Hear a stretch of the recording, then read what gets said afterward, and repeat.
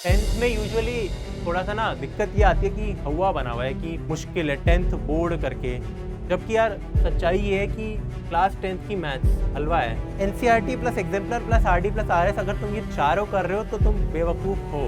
Division algorithm ही नहीं आ रहा यार, बताओ यार। ये तो मेन चीज़ थी यार मेरी भाई, ये तो ब्लंडर, ये नहीं छोड़ना। मेरा एक सिंपल सा टाइम टेबल तुम्हारे लिए है, रोज एक लेक्चर करना है, देखो।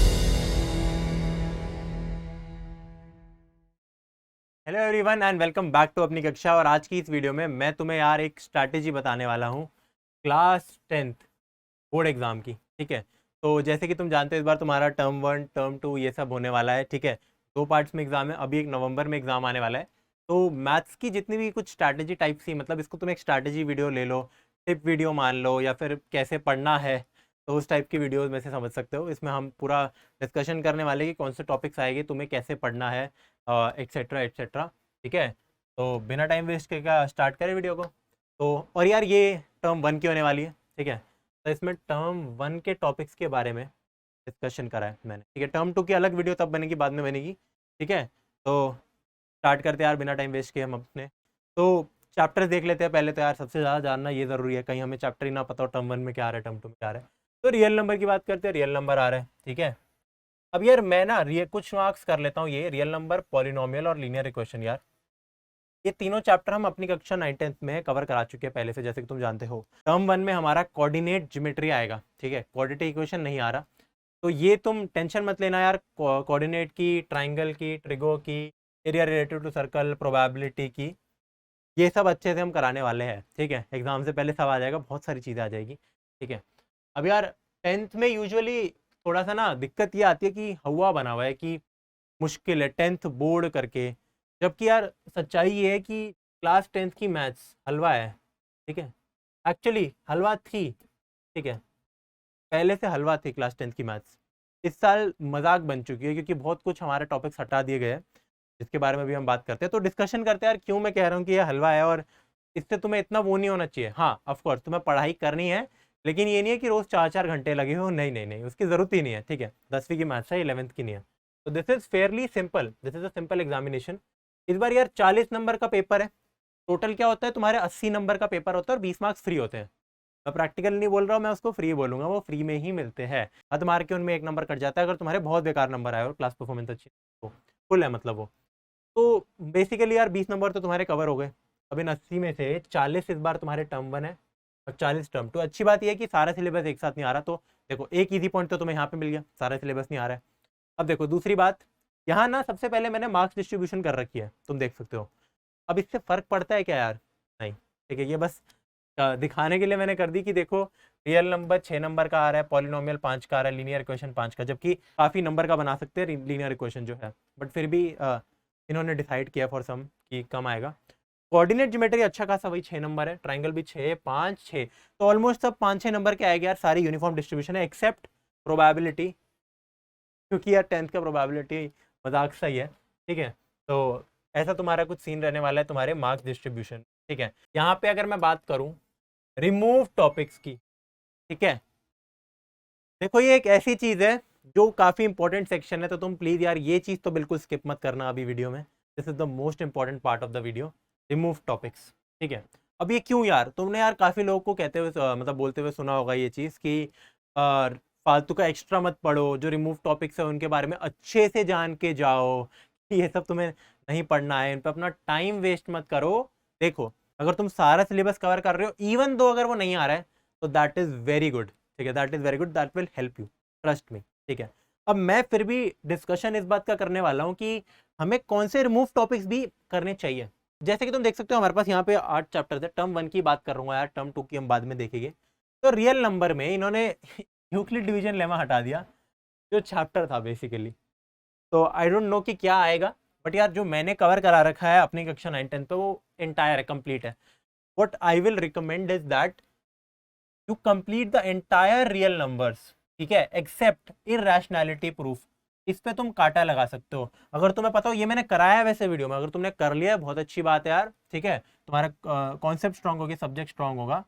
जैसे prove that root two is irrational, याद है यार ऐसे टाइप के क्वेश्चन। ठीक है, तो या तुम्हें याद कैसे हो गया मतलब, तो तुमसे बड़े वाले बैच को याद होगी। तो ये हमेशा एक स्टैंडर्ड क्वेश्चन था जो आता ही आता था, ठीक है। बट इस बार क्योंकि पेपर एमसीक्यू है तो प्रूफ, सबसे पहली बात तो यार इन जनरल रियल नंबर में प्रूफ दैट के क्वेश्चन हो गए यार तुम्हारे। और कौन से यार, ट्राइंगल में प्रूफ इतने सारे प्रूफ थे, इसमें सब डिलीट हो गए क्योंकि एमसीक्यू में प्रूफ कैसे आएगा, बात तो ये है ना। ट्रिग्नोमेट्री में इतने सारे प्रूफ दैट के क्वेश्चन थे, सब हट गए। तो तुम्हारे बेसिकली मजे से आ गए हैं, सही बताऊं तो तुम्हें इरैशनैलिटी प्रूफ करने की जरूरत नहीं है, उसमें बच्चों का दिमाग वैसे भी बहुत खराब होता था, ठीक है। तो अगर तुमने कर लिया है वेल एंड गुड, कोई दिक्कत नहीं है। बट अगर तुम मान लो अब ये वीडियो देख रहे हो तुम, फॉर सम रीजन अब रियल नंबर्स को स्टार्ट कर रहे हो, तो आई वुड से कि इरैशनैलिटी का जो पार्ट था वो तुम स्किप कर सकते हो। इसका मतलब ये नहीं है कि जो मैंने इरैशनल वाली वीडियो बनाई है वो पूरी स्किप करनी है, नहीं नहीं नहीं। बट हाँ, अगर तुम उसको रिवाइज या लिखते नहीं हो तो कोई इशू नहीं है, ठीक है, कोई भी इशू नहीं है उस चीज़ में। फिर हम बात आते हैं यार पॉलिनोमियल्स में। यहाँ मैं थोड़ा डिसअपॉइंटेड फील करता हूँ यार कि जब मैं देखता हूँ कि डिवीजन एल्गोरिदम ही नहीं आ रहा, डिवीजन एल्गोरिदम ही नहीं आ रहा यार। बताओ यार, ये तो मेन चीज़ थी यार मेरी, कि dividend is equal to question into divisor plus reminder, है ना। जो A is equal to B Q plus R नहीं करते हो तुम यूक्लिड डिवीजन लेमा में, इसी के बेस पे तो ये डिवीजन एल्गोरिदम है, ठीक है। बचपन में पढ़ चुके थे हम क्यू आर डी ये सब वाली चीज़ें, ठीक है। तो ये नहीं आ रहा है, नहीं आ रहा मतलब इसके ऊपर वो वाले नहीं आ रहे डिवीजन एल्गोरिदम के क्वेश्चन जो होते हैं ना, जो तगड़े वाले क्वेश्चन बनते हैं, तो वो स्किप करने के लिए आ रहा है। बट ये तुम्हें करना है, ये तुम्हें करना है। अगर तुम देखो इसमें ना दो चीज़ें आ जाती हैं। अगर तुम्हें मान लो 11th क्लास में बायो लेनी है, क्या लेनी है यार, बायो लेनी है, ठीक है। 11th की बात कर रहा हूँ मैं। अगर तुम्हें 11th में फॉर सम रीज़न बायो लेनी है और तुम्हें 11th में मैथ्स नहीं लेनी, मैथ्स लेनी ही नहीं है, तो you can skip this thing, you can skip this division algorithm thing. But अगर तुम 11th में मैथ्स लेते हो तो तुम्हें ये करना है, सीधी सी बात। इस बार पेपर में नहीं आ रहा कोई बात नहीं, तुम्हें अच्छे से करना है, और मैंने करा रखा है ये सब भी यूट्यूब पे, ये डन है। लीनियर इक्वेशन की बात करते हैं तो क्रॉस मल्टीप्लिकेशन मेथड नहीं आ रहा, इससे कुछ खास फर्क नहीं पड़ता यार गाइस, क्योंकि इवन जो मैंने अपनी वीडियो बनाई थी ना, तो वो क्रॉस मल्टीप्लिकेशन की सिंगल वीडियो नहीं थी, उसमें और भी चीज़ें कराई थी। क्रॉस मल्टीप्लिकेशन कराते वक्त मैंने तुम्हें एक चीज़ बताई होगी, अगर तुम्हें, अब तुमने वीडियो देखी होगी, अगर नहीं देखी तो मैंने ये कहा था कि मैं कभी भी अगर क्वेश्चन तुम्हें ये दे रखा हो कि इसको सॉल्व करो, इस पेयर ऑफ क्वाड्रेटिक इक्वेशन, मान लो तुम्हें यही दे रखा है कि a1x plus b1y plus c1 is equal to 0, और दूसरा ऐसा ही दे रखा है कुछ a2x plus b2y plus c2 is equal to 0, ये सब चीज़ें तुम्हें अगर दे रखी है, तो मैं हमेशा कहता था कि इसको उससे मत करो भाई, क्रॉस मल्टीप्लिकेशन से, अनलेस एंड अनटिल तुम्हें एग्जाम में दे रखा होता था कि इसको क्रॉस मल्टीप्लिकेशन से करके दिखाओ, तो इस बार हटा दिया है। तो you can skip this part, but वो वीडियो स्किप मत करना, उसमें बाकी चीज़ें भी मैंने कराई थी। अब यहाँ पे दो चीज़ें आ जाती हैं। अगर तुम सिर्फ बोर्ड की प्रिपरेशन कर रहे हो तो इतना कोई नीड नहीं है, बट क्योंकि 11th में भी यार तुम क्वाड्रेटिक इक्वेशन या फिर बाकी सारी चीज़ें पढ़ते हो, तो क्रॉस मल्टीप्लिकेशन समटाइम्स हेल्प्स। जैसे फाइंडिंग कॉमन रूट में जब तुम 11th में पढ़ोगे तो वो चीज़ आती है, ठीक है। तो यस, अगर तुम 11th में अगेन जेई के लिए प्रिपेयर कर रहे हो या इन जनरल मैथ्स ले रहे हो, वैसे तो जेई के लिए प्रिपेयर कर रहे हो, तो इसको स्किप मत करना। अगेन यार, अगर देखो 11th बायो के लिए ले रहे हो, इसमें भी सेम चीज़ बोलूँगा मैं, क्रॉस मल्टीप्लिकेशन में बायो के लिए ले रहे हो तो यार स्किप कर दो, कोई दिक्कत नहीं है इसको। और अगर बोर्ड भी कर रहे हो तो स्किप कर सकते हो, कोई इशू नहीं है। बात करते हैं यार कोऑर्डिनेट ज्योमेट्री की, हमारे ये वाला चैप्टर। अब ये वाले जो 1 2 3 4 5 है, पांचवा तो क्या ही है चैप्टर, ठीक है। तो ये हम अभी कवर कराएंगे यार अपनी कक्षा में, अक्टूबर के मंथ में एंटायर कवर हो जाएगा, एग्जाम से पहले तुम्हें मिलेगा, टेंशन मत, ठीक है। बात करते हैं अपने कोऑर्डिनेट ज्योमेट्री की, तो इसमें से एरिया ऑफ ट्रायंगल हटा दिया, पर ये तुम्हें करना है क्योंकि तुम फिजिक्स तो उसमें भी लोगे, तो फिजिक्स में भी काफ़ी बार ऐसा वो डिटर्मिनेंट वाली वो चीज़ बन जाती है, जो भी मैं कहना चाह रहा हूँ, मेरा मतलब तुम एरिया ऑफ ट्रायंगल तुम्हें करना है, ठीक है। मतलब एग्जाम में नहीं आने वाला बट इंपॉर्टेंट है यार, ये चीज़ें स्किप में नहीं करनी तुम्हें। ट्रायंगल्स की बात करते हैं भाई, मज़ा ही आ गया, तुम्हारे पास प्रूफ्स आर डिलीटेड। तो इसमें यार मैं ये बोलूँगा, अगर तुम ओलंपियाड के लिए पढ़ रहे हो, अगर मतलब तुम्हें कॉन्सेप्ट अपना स्ट्रॉन्ग करना है ट्राइंगल्स में या इन जनरल, क्योंकि देखो 11th में सब काम आता है, तो ये चीज़ तुम करो, ये चीज़ तुम्हें करनी चाहिए। अगेन बायो में हो तो कोई जरूरत ही नहीं है, छोड़ दो इसको, ठीक है। बायो में हो तो you can skip this topic as well. अब बात करते हैं यार अपने ट्रिग्नोमेट्री की। भाई ये तो ब्लंडर, ये नहीं छोड़ना। मैं नहीं जानता यार सीबीएसई ने क्या खा के ये चीज़ दी थी, बट ये जो है ना trigonometric ratio of complementary angles, please अगर तुम अभी तक पढ़ चुके हो तो तुम जानते हो ये कुछ भी नहीं है यार, ये हटा रखा है 10 से, बट तुम्हें करना है, ये करना है, ये कंपलसरी है। बायो तुम कुछ भी, तुम कॉमर्स ले रहे हो, बायो कुछ भी कर रहे हो, ये तुम्हें करना है, ठीक है, क्योंकि 11th में ट्रिगो आती है पहली बात तो। और अगर नहीं भी कर रहे 12th में तुम फिजिक्स में बेसिक मैथ्स में ये सब चीज़ पढ़ते हो सेम बिल्कुल। अब देखते हैं एरिया रिलेटेड टू सर्कल्स, ठीक है। अब इसमें कुछ सेंट्रल एंगल प्रॉब्लम्स नहीं आ रही, बट इसमें तुम ज़्यादा वो मत करना, सब इसका भी सब कुछ कर लेना, छोटी सी चीज़ है कोई, ये कोई हाई फाई चीज़ नहीं है जो तुम ना करके जाओ। और ऐसा नहीं है कि ये जो सेंट्रल एंगल लिखा है ना, कि इसके लिए अलग से एक 30 मिनट की भी क्लास लगेगी, नहीं, 5 मिनट की चीज़ है तो करनी है, ये भी कर लेना, कुछ जा नहीं रहा। प्रोबेबिलिटी से मैं कुछ नहीं, कुछ है ही नहीं इसमें, हटाएगी क्या, इस चैप्टर में कुछ है ही नहीं, तो इसमें से क्या ही हटाएगी, नो डिलीशन। अगली स्लाइड पे बढ़ते हैं यार, और चीज़ें देखते हैं अब हम क्या। ये देखो, अब काफ़ी बच्चों को ना यार ये डाउट आता है, और ये काफ़ी वो रहता है कि बुक्स, किस बुक से पढूं यार, मैं 10th में हूँ, मैं RD लगाऊं, RS लगाऊं। तो अगेन यार मैं वापस से वही कहना चाहूँगा, 10th की मैथ्स कुछ ऐसी चीज़ नहीं है कि तुम्हें बहुत सारी किताबें रेफ़र करनी पड़ी, ठीक है, ये सब 11th-12th की बातें हैं। अगर सही बताऊं तो तुम्हारी अगर फर्स्ट से लेकर 9 तक की अभी तक की मैथ्स अच्छी है, सिर्फ NCERT से भी तुम लपेट सकते हो पेपर, मजाक से हट के बता रहा हूँ ये बात में, ठीक है, तुम क्वेश्चंस कर सकते हो अगर कॉन्सेप्ट्स आते हैं। तुमने अगर फिर मेरी वीडियोस देख लिया यार, वैसे उससे सारा डन हो जाएगा, अभी बताता हूँ उसमें भी कि क्या क्या करेंगे हम। देखो, यहाँ पे मैंने कुछ बुक्स लिखी है, मेन बुक्स, ये तीनों, ठीक है, कभी भी बिल्कुल भी नहीं, चाहे तुम्हारे पास टाइम है, टाइम हो, तुम्हें NCERT plus exemplar plus RD plus RS, अगर तुम ये चारों कर रहे हो तो तुम बेवकूफ हो, तुम्हें ये नहीं करना। इवन अगर मान लो कि तुम्हारे पास बहुत टाइम है, तुम जल्दी से क्वेश्चंस करते हो तो तुम्हें मजा आता है मैथ्स के क्वेश्चंस करने में, अपना टाइम किसी सब्जेक्ट पे लगाओ वो वाला, ठीक है।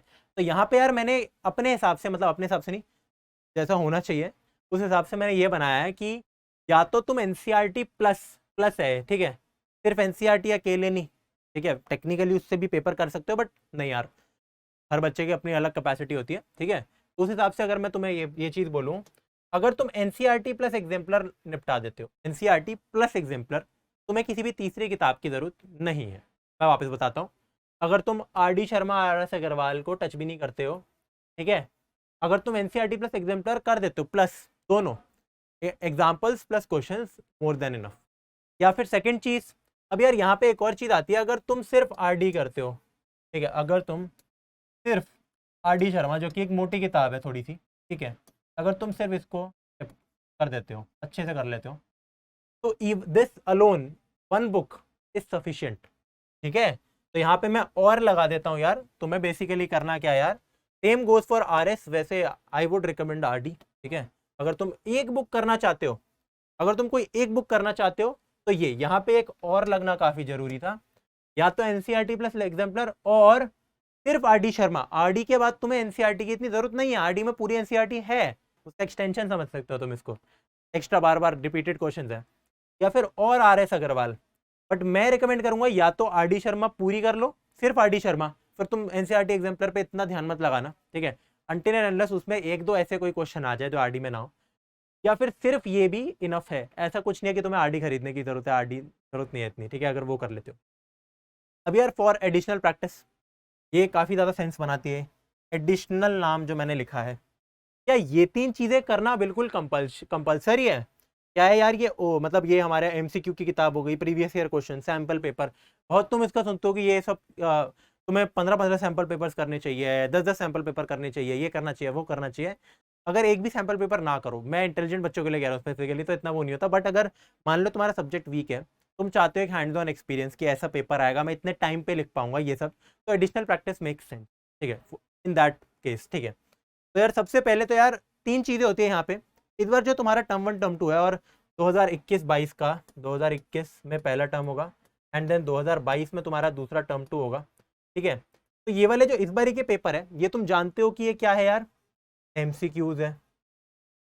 अब यार यूजुअली इन किताबों में, एग्जाम्पलर में कुछ MCQs है, वैसे NCERT में भी है, बट पूरे MCQ बेस नहीं है वो क्वेश्चन, तो वैसे तो इसके सब्जेक्टिव भी कर लोगे, वो बस ऑप्शन आते हैं 4, बट अगर MCQ का हैंड्स ऑन तुम्हें लेना है MCQ चीज़ का, तो यार उस वाले की किताब आती है, ठीक है। ये तुमने सुना होगा 12th में भी जब भैया कुछ बताते हैं इसके बारे में, तो क्लास 10th मैथ्स के लिए MCQ सीरीज, ये स्पेसिफिकली पतली सी किताब होगी, बहुत सिर्फ क्वेश्चंस होंगे और कुछ नहीं होगा इसमें, मतलब बाकी भी किताबें आती है, पर मैं सिर्फ स्पेसिफिकली इसकी बात कर रहा हूँ। MCQ for class 10th maths, 12th के लिए भी सिमिलर होती है, 12th 11th के लिए। ये किताब अगर तुम कर लोगे, इसमें सिर्फ क्वेश्चन होंगे, पतली सी किताब होगी, तुम्हें एक कॉन्फिडेंस भी मिल जाएगा कि अच्छा ऐसा टाइप के तो क्वेश्चन आने वाले हैं, ठीक है। अब इसमें भी 3 टाइप के क्वेश्चन है, तुम जानते हो, पहला कौन सा है यार तुम्हारा, पहला टाइप ऑफ कोर्स तुम्हारा बेसिक MCQs है, फिर असर्शन रीजन जैसी नई नई चीज़ें कुछ आ रही है तुम्हारी, है ना, फिर डायग्राम बेस हो गया, ये सब हो गया, तो उसमें भी तुम्हें घबराना नहीं है, अगर तुम कुछ क्वेश्चंस कर लोगे, अगर तुम्हें ऐसा लगता है कि दिक्कत है, वैसे तो चैनल पे सब कवर होगा, तो ये I would highly recommend this book, class 10th maths की एमसीक्यू की पतली सी किताब आती है एक। फिर उसके बाद यार प्रीवियस ईयर क्वेश्चन करने यार काफ़ी ज़रूरी से हो जाते हैं। अब यू क्योंकि इससे पहले तक तो यार अगर तुम सिर्फ PYQ भी निपटा दोगे तुम्हारे अच्छे नंबर आ सकते हैं, किताब विताब ना भी करो, सेम क्वेश्चन आते हैं। क्योंकि हर साल CBSE सेम क्वेश्चन टेप देता है ऑलमोस्ट, मतलब पिछले 10 साल के उठा के दे देता है, कोई नया क्वेश्चन आता ही नहीं यार। मेन नए क्वेश्चन की बात है, नया क्वेश्चन ही नहीं आता इतना। तो वो एक चीज़ है, तो ये तो तुम्हें करने हैं, मस्ट है। यहाँ मैं मस्ट लिख देता हूँ। वैसे तो अगर नहीं करते हो तो ऐसा नहीं है कि यार कुछ बहुत नंबर कट जाएगी, लेकिन यार स्पेसिफिकली फॉर पीपल अगर तुम्हारी मैथ्स वीक है, वीक मैथ्स वालों के लिए यार ये जो एडिशनल प्रैक्टिस है ना, it makes a lot of sense. ठीक है, अब सैम्पल पेपर क्या होते हैं यार? ऑफ कोर्स वही मैंने अभी तो बताया तुम्हें कि तो पेपर मिल जाएगी तुम्हें पूरे पूरे जैसे 40 नंबर के, जिसमें आठों के आठों चैप्टर दोगे और अलग अलग पेपर मिलेंगे तुम्हें, मतलब इतने सेक्शन के उतने उसमें एग्जैक्टली जैसे मैंने तुम्हें बताया नहीं कि ट्रायंगल 6 नंबर का आ रहा है, ये सब आ रहा है। सैम्पल पेपर प्रॉपर पेपर की तरह ही होगा। तो तुम बेसिकली वही पेपर बहुत बार कर रहे हो अलग अलग क्वेश्चन वाले, तो प्रैक्टिस बन जाएगी। तो एक तो ये चीज़ है। सैम्पल पेपर भी यार उस वाल के भी आते हैं, बाकियों के भी आते होगे, तो तुम खरीद सकते हो, अच्छे होते हो उस वाल के। प्रीवियस ईयर क्वेश्चन तो तुम्हें कहीं से भी मिल जाएगा यार, ऑनलाइन मिल जाएगी, किताब अगर नहीं लेनी तो भी ऑनलाइन मिल जाते हैं। ठीक है, तो ये तो हमारे यार बुक्स की कहानी है कि कौन सी बुक्स पे मेरे को ध्यान देना चाहिए इतना। ठीक है, आगे बढ़ते हैं यार अपनी वीडियो में। देखो अब मेन चीज पे आते हैं, मेन मुद्दे पे। अपनी कक्षा क्लास 9th एंड 10th, ठीक है 10th ही है अभी तो इसका कंटेंट अगर तुम मजाक से हटके जो मैंने मैथ्स की वीडियोस बनाई है, सिर्फ मेरी वीडियोस ही देख लेते हो सारी पर सारी, और सिर्फ देखने की बात नहीं है, तुम कॉपी साथ साथ में रखते हो और क्वेश्चन वही वाले सारे कर लेते हो। तो एक चीज बताता हूँ, सबसे पहली बात तो जो ये लास्ट स्लाइड में मैंने तुम्हें ये वाली बात बोली थी ना, ये प्रीवियस ईयर क्वेश्चन, ये कवर्ड है। ठीक है, तो इसको तुम्हें खरीदने की जरूरत नहीं है। देखो बहुत अच्छी बात हो गई है तो तुम्हारी ऑल PYQs, ये ऑल वर्ड पे ध्यान दो। ऑफ कोर्स यार अब जो दो बिल्कुल सेम क्वेश्चन है वो एक ही बार में करके कराऊंगा मैं, बट जितने भी डिफरेंट PYQs है अभी तक मैं सारे अपने लेक्चर में कवर हो रहे हैं। देखो यार ये डिटेल्ड लेक्चर वीडियोस है, अभी के लिए वन शॉट्स नहीं है। ठीक है, अब वन शॉट यूजुअली कॉम्प्रोमाइज होता है अनटिल एंड अनलेस वो 3-4 घंटे की वीडियो आ रही हो या 5-6 घंटे की आ रही हो। यूजुअली जैसे मान लो लीनियर इक्वेशन है, उसमें 5 लेक्चर है भाई।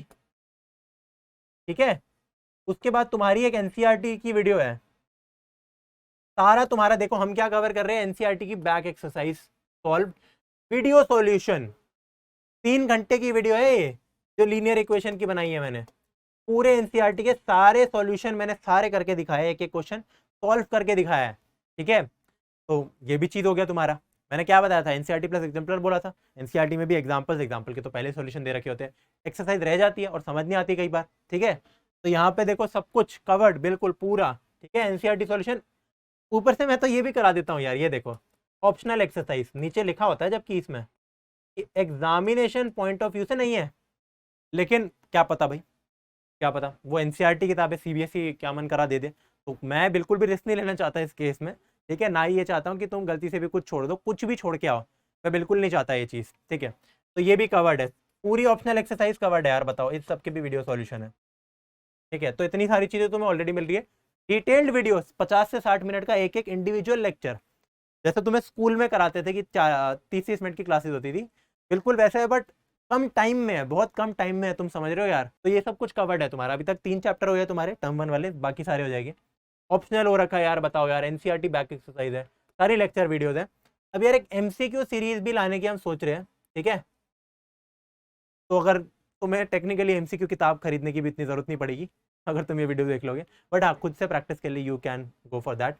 तो ये भी यार डेफिनेटली आएगी। और यार वन शॉट्स अगर तुम्हें चाहिए, ठीक है, one shots after the lecture videos, यार एक ही देखना है जिसमें हम फॉर्मूले देख ले, कुछ कर ले।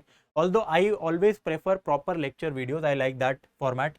तो इसमें भी यार तुम डेफिनेटली मेरे को कमेंट्स में बता सकते हो। ठीक, नीचे यार कमेंट कर दो, नीचे कमेंट कर दो कि अगर तुम्हें वन शॉट चाहिए। अगर मैं देखता हूँ कि बहुत सारे कमेंट्स आते हैं तो डेफिनेटली यार ये भी ला देंगे। तो ये था यार तुम्हारा मेन कि अपनी कक्षा का कंटेंट अगर मैं मजाक से हटके, ये तुम सिर्फ ये सारी वीडियोस पेन पेपर रख के सब कुछ कर लेते हो, दैट इज इनफ। ठीक है, दैट इज इनफ। इसके बाद अगर तुम किताब टच भी नहीं करते हो ना और कॉन्सेप्ट अच्छे से तुम्हें आ गए, अच्छे से देखा है, तो तुम फुल भी ला सकते हो, तुम्हें पता है।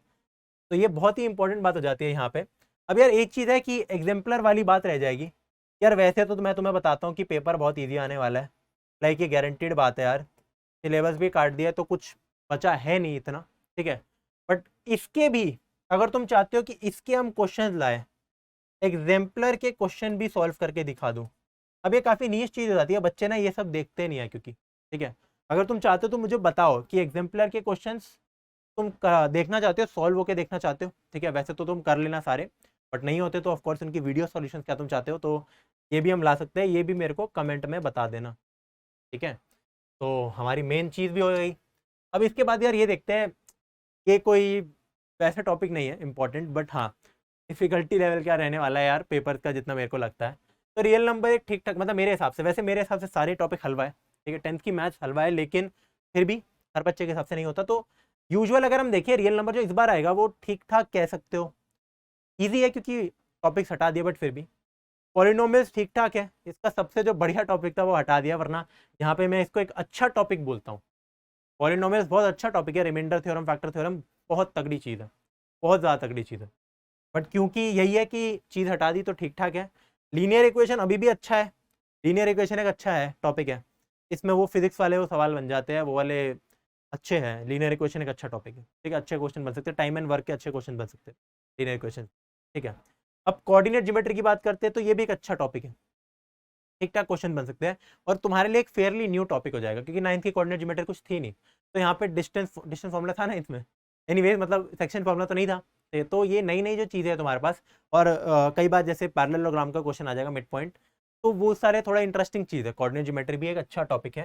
ट्राइंगल्स यार ठीक ठाक है यार, अगर जब तक इसमें प्रूफ नहीं थे तो इसकी सारी जान चली गई है, क्योंकि प्रूफ में बच्चे की बैंड बच जाती थी, तो it was a very good topic, but ठीक ठाक टॉपिक हो गया। ट्रिग्नोमेट्री तो क्या ही बचा यार, अब ईजी है। ट्रिग्नोमेट्री में जितने भी प्रूफ दैट क्वेश्चन थे वो तो आएंगे ही नहीं, ठीक है, वो तो आएंगे नहीं। इसके बारे में यार डिटेल में एक चीज़ बताएंगे हम, ट्रिगो की ना एक अच्छी वीडियो बनाऊंगा मैं, कि जिसमें जितने भी, क्योंकि होगा क्या, क्योंकि प्रूफ दैट क्वेश्चन तो आ नहीं रहे, तो ये लिखा होगा कि ये एक्सप्रेशन, मान लो कि तुम्हें दे दिया sine 4 theta cos 4 theta upon something, को प्रूफ करने के लिए होता था ना, तो ऑप्शन में दे देगी अब कि इनमें से कौन सा मैच कर रहा है, उसका तो भाई मैं एंगल डाल के तुम्हें बहुत ही आराम से करा दूंगा वो चीज़, ठीक है। तो ट्रिगो की डेफिनेटली शॉर्ट ट्रिक्स, ठीक है, शॉर्टकट एमसीक्यूज को कैसे करें, शॉर्टकट फॉर एमसीक्यूज, ठीक है, for MCQs. Like even JEE में तुम्हें पता है सॉल्व नहीं करते हम ट्रिगो के क्वेश्चन जितने, वो बस वैल्यू पुट करके आंसर आ जाता है, बहुत सिंपल हो जाता है। तो ट्रिगो ऐसा टॉपिक है विच इज ईजी। एरिया और एरिया रिलेटेड टू सर्कल यार ये तो बहुत ईजी, ईजी भी नहीं बहुत ईजी। प्रोबेबिलिटी तो हलवा है, 10th का प्रोबेबिलिटी की बात कर रहा हूँ मैं, ठीक है। तो यार ऐसा ही तुम्हारा कुछ है, आई डोंट थिंक इसके बाद तुम्हें कुछ जानने की ज़रूरत है, ठीक है। तो यही थी तुम्हारी, इसको तुम स्ट्रैटेजी कह सकते हो। अब तुम बोलोगे यार पढ़ाई कैसे करें, तो देखो यार वीडियोस है अपनी कक्षा पे, लेक्चर है, इंस्टेड ऑफ यार तुम ये कमेंट्स में मांगो या कि हमें एक टाइम टेबल बना के दे दो, हाँ डेफिनेटली तुम वो देखना पसंद करोगे, बट क्या तुम उसको फॉलो करोगे? मेरा एक सिंपल सा टाइम टेबल तुम्हारे लिए ये है, जिसने तुम में से किसी ने अगर पढ़ाई करना शुरू ही नहीं किया है, बिल्कुल तो गलत बात है पहली बात तो, बट तुम क्या करो अपनी कक्षा खोलो, ठीक है, 9th 10th खोलो, मैथ्स केमिस्ट्री भी थी, फिजिक्स का भी एक चैप्टर है उसमें, बस मैथ्स की मैं बात कर रहा हूँ, तो chapter number 1 2 3 real number, polynomial और क्या कहते हैं लीनियर इक्वेशन, कुल मिला के कुछ 15-17 वीडियो होगी, रोज एक वीडियो करनी है, रोज एक लेक्चर करना है। देखो अगर तुमसे इतना नहीं हो रहा फिर तो यार मैं कोई टाइम टेबल को सजेस्ट ही नहीं कर पाऊंगा कभी तुम, है ना। तो तुम्हें रोज एक वीडियो करनी है, अभी के लिए तुम्हारा टाइम टेबल ये है, ठीक है, ये एक टास्क की तरह समझ लो। जिसने कर लिया बहुत अच्छी बात है, तुम्हारे लिए नई वीडियो आने वाली है, कोऑर्डिनेट ज्योमेट्री आएगा, बाकी सब चीज़ें आएगी, ठीक है। अच्छा हाँ, जिसने कर लिया है वो उसके लिए टास्क क्या है कि तुम्हें एग्जाम्पलर स्टार्ट करनी है अब, ठीक है। जिसने मेरी वीडियोस देख ली है तीनों चैप्टर के अभी तक, वो एग्जाम्पलर स्टार्ट कर दो, या एक्चुअली उससे भी पहले एनसीईआरटी, क्योंकि इसमें एनसीईआरटी के भी सॉल्यूशन मैंने दे रखे है ना, तो उसके एग्जाम्पल्स खुद से करो। जैसे एनसीईआरटी में एग्जाम्पल लिखे होते हैं तो सॉल्यूशन दे रखा होता है, उसको इग्नोर करना है, ऐसे हाथ रख देना उस पर, या फिर सिर्फ क्वेश्चन को नोट करके एग्जाम्पल सॉल्व करो। प्रीवियस ईयर क्योंकि मैं करा चुका हूँ, एनसीईआरटी सॉल्यूशन करा चुका हूँ, बैक एक्सरसाइज वीडियो तो तुमने देख ही लिया, तो कॉन्सेप्ट आता ही है, तो बस एग्जाम्पल्स रह गए ना एनसीईआरटी के, और फिर एग्जाम्पलर उसके बाद करना, ठीक है, जब वो हो जाए चीज़। तो यार एक मेन चीज़, एक और बात जो मेरे को बतानी थी कि मतलब तुम लेक्चर वीडियोस पे थोड़ा ज़्यादा फोकस करो, ये ओवरऑल तुम्हारे लिए बेटर है, इंस्टेड ऑफ वही की टाइम टेबल की अगर तुम्हें वीडियो चाहिए या कोई पढ़ाई कैसे करते हैं वैसी वाली, ये भी वैसी ही वीडियो है, लेकिन फिर भी इंफॉर्मेटिव है, ठीक है, ये सारी चीज़ें बता दी मैंने तुम्हें। मैं यही रिकमेंड करूंगा कि इंस्टेड ऑफ लाइक बार बार ये करना कि अच्छा इस दिन का मैं ये प्लानर बनाता हूँ, शुरू करो पहले, ठीक है, डायरेक्ट पढ़ना शुरू करो, अपने आप सारी चीज़ें अपने आप होते रहेगी, कोई तुम्हें दिक्कत नहीं आएगी, ठीक है। 10वीं के एग्जाम में हवा बना रखा है, कुछ मुश्किल नहीं है। 95 के यार, ये 100 का पेपर है यार, ये 40 है, फुल है तुम्हारे, समझ। बस यही है कि तुम्हें रोज 1 घंटा पढ़ोगे, फुल है, ये मैं इस बात की गारंटी दे सकता हूँ, पर रोज, ठीक है। तुम्हें कंसिस्टेंट रहना पड़ेगा। मैं अगर अपने बारे में बताऊं, मेरे टाइम पे क्या होता था, 10th में बच्चों के कई बार फुल फुल आ रखे हैं, 11th में जाके फेल हो रहे हैं। उसके पीछे का रीजन क्या है? 10th में अगर तुम एग्जाम से 2-3 दिन पहले आर डी शर्मा चाट के चले जाते हो या एनसीईआरटी का रट्टा मार के चले जाते हो, नंबर अच्छा है। 11th में फेल हो गए तुम, गारंटेड। तो इसलिए मेरे में क्या फ़र्क था अपने क्लासमेट से, मैं कंसिस्टेंटली डेली, क्योंकि मेरे को मज़ा आता था, वो बात अलग है, मैं डेली क्वेश्चन सॉल्व करता था ऑलमोस्ट, या हर दूसरे दिन तो पक्का। तो मेरे को उसकी वजह से, तुम्हें पता है, एग्जाम से पहले पढ़ने की ज़रूरत ही नहीं पड़ी कभी, क्योंकि क्लास में ध्यान देता था, ठीक है। और मेन ये था कि रोज़ कुछ क्वेश्चन सॉल्व करो। तो अगर तुम उस पाथ पे चल रहे हो ना, तुम्हें कोई टाइम टेबल किसी चीज़ की ज़रूरत नहीं है। तो गाइस, आज के वीडियो के लिए इतना ही था, तुमसे मिलते हैं यार नेक्स्ट वीडियो में।